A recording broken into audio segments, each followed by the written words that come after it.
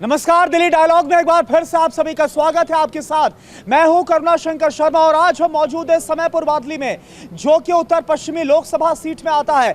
और यहां पर जो मुकाबला है वो बेहद दिलचस्प है। उदित राज, जो कि कांग्रेस की तरफ से एक तरह से कहा जाए तो गठबंधन की तरफ से उम्मीदवार है, और उनके सामने योगेंद्र चंदोलिया। हालांकि इससे पहले जो मौजूदा सांसद है वो हंसराज हंस, उनकी जगह योगेंद्र चंदोलिया को उतारा गया। लेकिन देखिए, आज चर्चा हम इसी पर करने वाले हैं।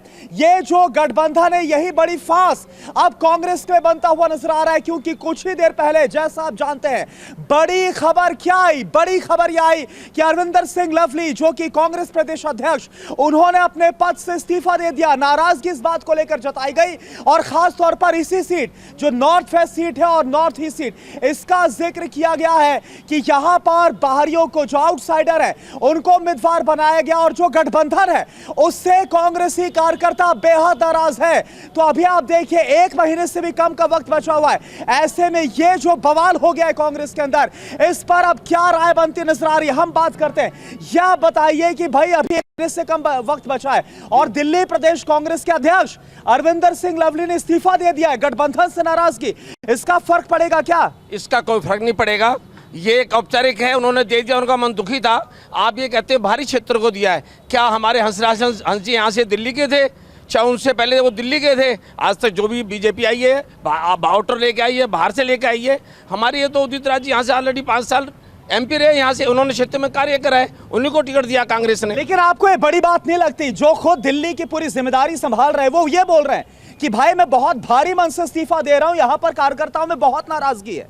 ये पार्टी का अंदरूनी मामला है, अध्यक्ष ने दिया है वो। लेकिन जो बतौर जनता आप कैसे देखते हैं, क्या जो माहौल है उसमें बदलाव नजर आएगा? राज ने यहाँ पहले भी काम किए हैं, दलित का बहुत बड़ा चेहरा है, पूरे देश में दलितों के लिए इतना काम किया है, और समाज के लिए, समाज ओबीसी के लिए, SC ST के लिए, सबके लिए काम किया। उदित राज जनता की आवाज है, और उदित राज को, लेकिन देखिए, एक सवाल भी है। उदित राज को जो टिकट दिया गया और जिस नेता को दरकिनार किया गया, उस नेता का नाम है राजकुमार चौहान, और उनके कार्यकर्ताओं ने जमकर हंगामा भी किया था। राजकुमार चौहान कभी पार्टी का सच्चा नहीं रहा, पहले भी बीजेपी छोड़ के गया, बीजेपी में गया कांग्रेस छोड़ के। राजकुमार चौहान को कांग्रेस ने क्या नहीं दिया?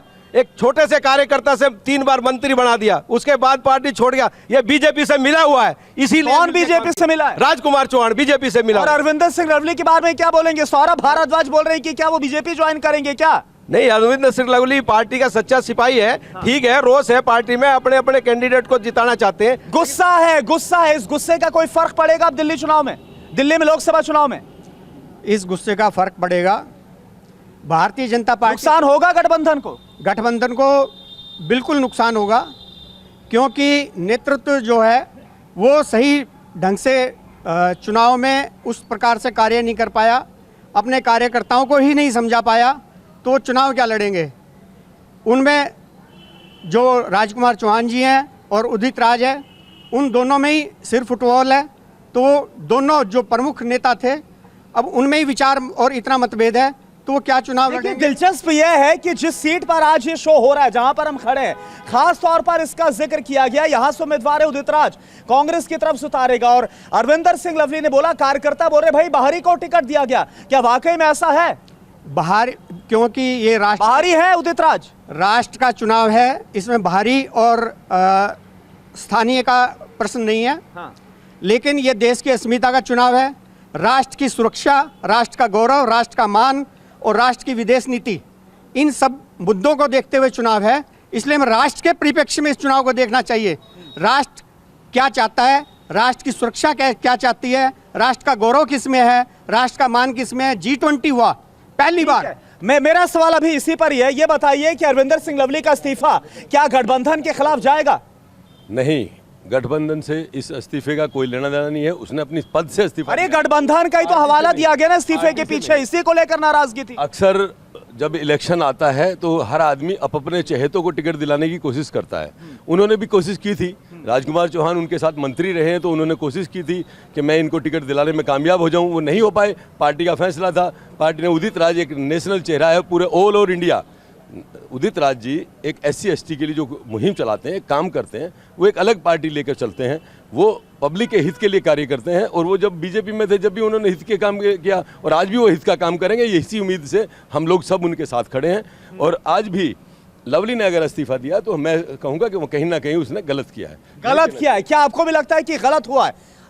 रविंदर सिंह लवली जी को इस्तीफा नहीं देना चाहिए था। देखो गठबंधन में तो ये होता है, जब गठबंधन है और मिलके लड़ रहे हैं तो मिलके लड़ना चाहिए। जब पब्लिक चाह रही है, बदलाव चाह रही है पब्लिक। आप लोगों के अंदर, आम जनता के अंदर क्या मैसेज जा रहा है? क्योंकि वो तो बोल रहे गठबंधन होना नहीं चाहिए था, हमारे बड़े बड़े नेताओं को अपना नाम वापस लेना पड़ गया, उनको टिकट नहीं मिल पाया। देखिए ये नेता क्या कह रहे हैं मुझे नहीं मालूम, हाँ। लेकिन पब्लिक बदलाव चाह रही ये है। तभी आपसे सवाल पूछ रहा हूं, आपके अंदर क्या हम मैसेज? लोग बदलाव चाहते हैं, बस हम बीजेपी से छुटकारा चाहते हैं, इनके झूठे वादों से छुटकारा चाहते हैं। 2 करोड़ नौकरी कहीं नहीं मिल रही, किसी को रोजगार नहीं मिल रहा, बेरोजगारी है और कहीं भी कोई शांति नहीं है। बस ये है कि मीडिया ने वो दिखाना बंद कर दिया कि आज इतने आतंकवादी हमले हुए, वो दिखाना बंद कर दिया। आतंकवादी हमले आज भी हो रहे हैं, बस वो छोटी लाइन में आता है कि आज अरे दिखा तो रहे हैं, सभी खबरें तो दिखा रहे हैं ना। बहुत छोटी लाइन में आता है, कोई समझ भी नहीं पा रहा। जैसे पहले आप लोग बताते थे ना, आज वहां पर इतनी मुठभेड़ हुई, अब क्या आता है एक लाइन में नीचे लिखा आता है आज वहां 2। नहीं, आप अगर देखेंगे आपको पता चलेगा खबरें दिखाई जा रही हैं। आप ये बताइए कि आज ये जो बड़ी खबर आई है, गठबंधन में एक तरह से नाराजगी नजर आ रही है, क्या ये नाराजगी आपको लग रहा भारी पड़ने वाली? आप लोगों के अंदर क्या मैसेज जा रहा है? भाई हमें तो अपनी नाराजगी है। क्या नाराजगी है? 5 साल से लगातार बीजेपी का सांसद यहाँ है। उससे पहले 5 साल उदित राज जी थे। इस 5 साल में बीजेपी के सांसद ने क्या काम करा हमारी विधानसभा के अंदर? और जो भी सांसद बने, चाहे वो बीजेपी का बने, चाहे वो कांग्रेस का बने, वो अपने काम बता के जाए कि मैं क्या क्या काम करा सकता हूँ।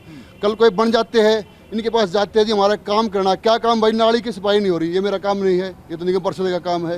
ये रोड बनाना है, ये मेरा रोड मेरे अंडर में नहीं है। उदित राज भी पहले भी तो थे, उदित राज पहले भी थे 2014 बात है, में, तब काम किया था उदित राज ने। एरिया में काम चाहिए जी, चाहे कोई करो, किसी पार्टी का हो। अब हमारे यहाँ सबसे बड़ी समस्या जाम की है, जो समय पर गांव में जाम लगता है, सरिसपुर गांव में जाम बनता है। एक अंडरपास चाहिए हमें, सरिसपुर GT रोड पे चाहिए, एक समय पर GT रोड में अंडरपास चाहिए। ये काम के मुद्दे नहीं लेकर जाते, काम करते नहीं। काम करता नहीं पर से करते, चाहे कांग्रेस का हो चाहे बीजेपी का हो। MLA काम करते, सांसद क्या काम करते हैं?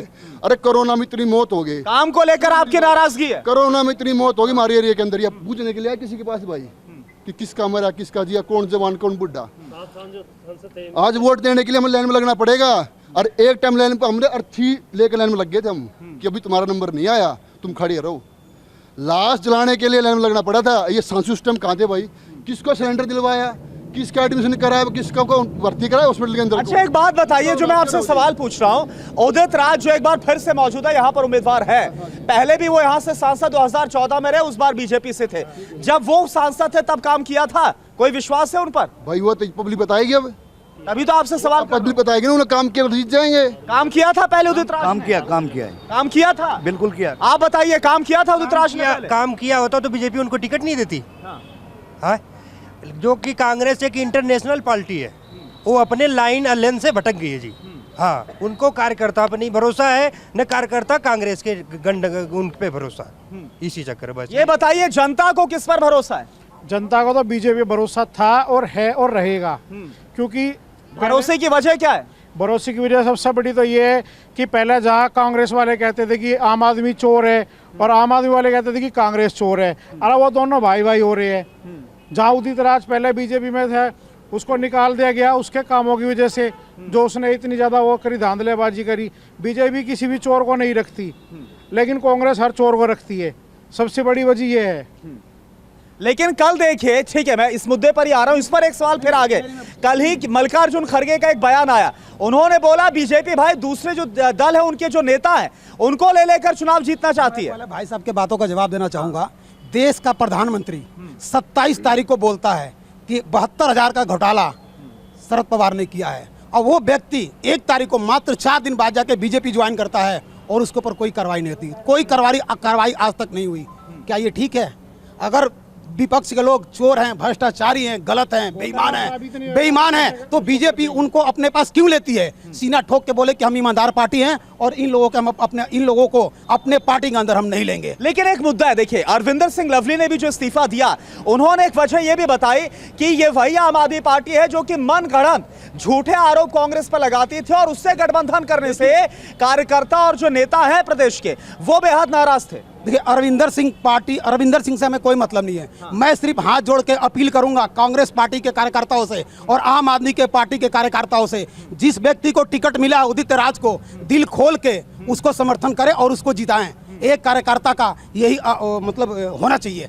आप बताइए क्या माहौल बनता नजर आ रहा है? माहौल ये बनता नजर आ रहा है, जो सबसे बड़ा मुद्दा है बेरोजगारी का। बेरोजगारी पे कोई बात नहीं करता। जो सरकार है, अभी प्रेजेंट सरकार है, पक्ष विपक्ष कोई बात नहीं कर रहा। विपक्ष बात कर रहा है बेरोजगारी पे कि बेरोजगारी सबसे बड़ा मुद्दा है। और सब दूसरा मुद्दा है महंगाई। महंगाई पे भी कोई बात नहीं करता। महंगाई दिन पे दिन बढ़ती जा रही है।